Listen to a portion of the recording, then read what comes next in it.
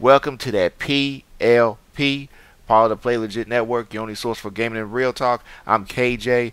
Man, Batman got delayed again. Just throw a 3 right next to the 2 because Batman is delayed to the 23rd of June. So it's still coming out in the same month. They probably want to make sure distribution, everybody gets it on time. Maybe that's it.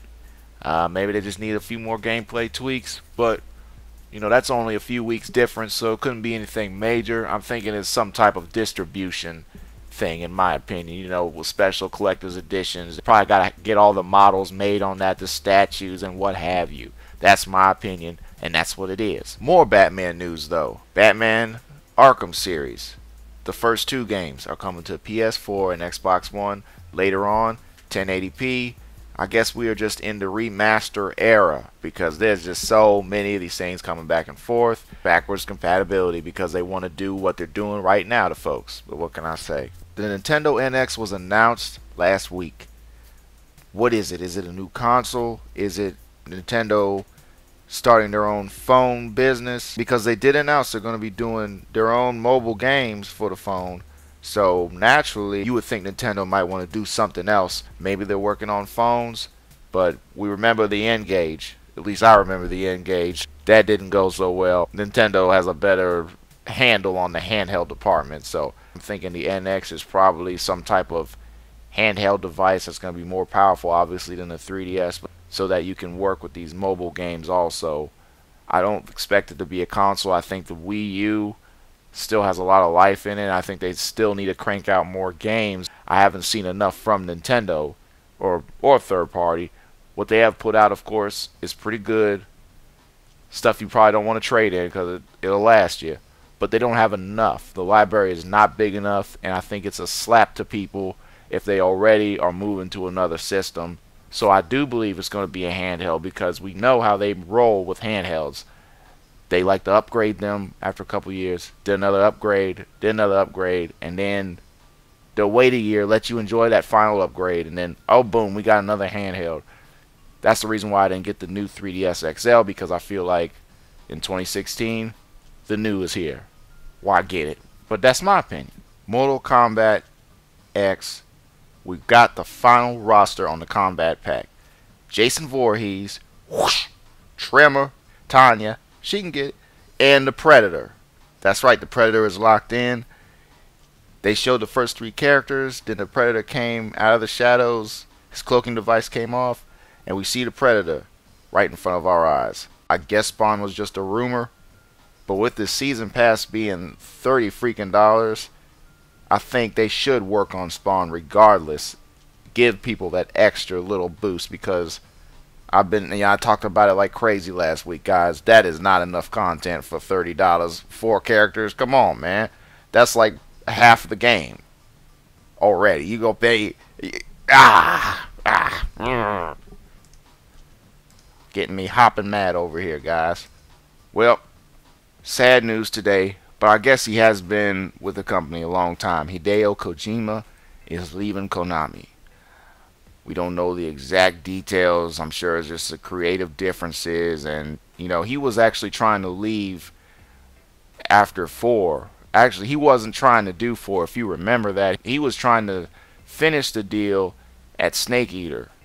But, money talks. And so he made 4. 4 is a classic. Glad he did it. But he was trying to get his foot out the door then. And now he's leaving for real this time, guys. He's probably going to branch off. He's doing his own thing, making his own games without Konami breathing down his neck, which will be cool because we know he's an innovator and a trendsetter. So he will come up with some great games on his own, but it's too bad he won't be there to elevate Metal Gear anymore because we know, even if they didn't say anything, we know there's going to be more Metal Gear. And, with him not behind the wheel after 5, like he's finishing 5, guys, don't worry. 5 is going to be all Kojima all day. But after that, what's going to happen? I don't know. But they need to get a good replacement because Metal Gear series is going to be in high jeopardy. That leads me to the other thing, Silent Hills. Remember, Norman Reedus is going to be in that Silent Hill game. That was a Kojima production. That game probably has a long time before it's coming out. Probably 2017. How's the development going to end on that? Was he locked into a contract that he has to finish that game too? I don't think so. So I'm interested to see where they're going to go with Silent Hills. Come on with it. That's going to be crazy with that Fox engine, the creepiness.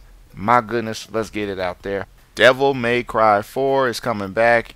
Like I said, we're in the remastered era. If there was any performance issues, they have been tweaked. Smoother frame rates, 5 playable characters, harder difficulties. That's coming in the summer. That's a lot of stuff, you know. But that's a game from 2008, so I'm hoping the price is right. Announced last week that God of War 3 is coming to the PlayStation 4 remastered. I'm not sure what else they can do with that game, remastering that. I mean, it already looks amazing. I think it could actually, that and Ascension could pass as first run games on PS4. Like, if it came out during the launch window, I think it could have qualified. That's how good both of those titles look.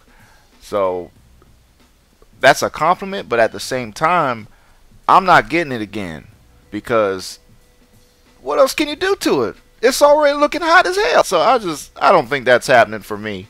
But I want to know if you guys are going to get it. Star Wars Battlefront is going to be that Star Wars Celebration Day coming very soon, and they're going to unveil Star Wars Battlefront, the new one. Man, I feel like that's going to have so much DLC. They're going to just exploit the Star Wars fans and just milk them for everything they've got, because you know how impactful and just how awesome the Star Wars series is. But I am looking forward to it. I want to see what it looks like running on the dice. If the online is as smooth as hardline is right now, that's a buy. Even though I just talked all that stuff, I'm still going to have to get it, because look, I'm playing on a console. That's primarily what I play on, and that is running super smooth. Rooms can handle up to 66 players at one time, which is pretty cool for a console, and I've not experienced any lag. I mean, I saw somebody one time moving kind of weird because they were lagging, but I was still able to shoot them, and I still got my kill. That game is one of the smoothest launches I've ever experienced. So my hat goes off to EA in that category. So if they can bring that same type of magic to Star Wars Battlefront, where there's going to be a lot more sales than hardline, but I hope that they can still remember what they did here and not what they did with Battlefield 4, because we could have a multiplayer game of the year immediately. Speaking of movies and tie-ins, I figured out a way, and I'm starting to see it myself, how to make these movie game tie-ins not suck. I know this is awesome. Check this out. Have DLC attached to a game that's already baller. Forza. The Forza franchise is getting that Fast and Furious DLC that's going to be free for a little bit too. You implement what people like about a movie, but bring it to a game that's already good. You know, because if you're not going to go all in on a movie game, which is the norm, people don't go all the way in. They rush it because they want to come out with the movie, and they usually suck. So don't rush it. Just put your spice, put what works on top of an established franchise. And that's another thing. What movie DLC do you think should come to a game you like? Something else for you. Do a quick phone app that's a couple of dollars. People are more inclined to buy it. You actually might make more money off of a phone app than you would selling it at $60, because people aren't going to take a chance on it. So that is going to do it for me and the Play Legit podcast this time. We got things going on the website all the time. Mo played the Final Fantasy 15 demo, and let's be real, he even admitted it. He spent $60 just so he could play that demo. Okay, at least he admitted to it, and you know y'all did too. Okay, did you or did you not? Let me know. I appreciate y'all listening to the podcast. This has been KJ. I'll see y'all on the other side next week. Holla.